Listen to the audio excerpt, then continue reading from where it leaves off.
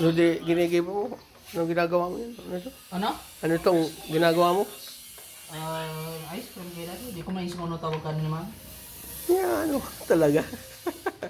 Ice cream. So, guys, at this moment, gumagawa kami ng homemade ice cream. Double ice cream. So, ang gumagawa ay si, yan, para sa kanyang Kian Hub. So, tingnan natin mamaya kung anong resulta nito. Pero parang talagang creamy. Oh, sarap po. Tingnan nyo. Kaya ko rin pabayda ano yung ice cream. Hindi mo yan. Yan.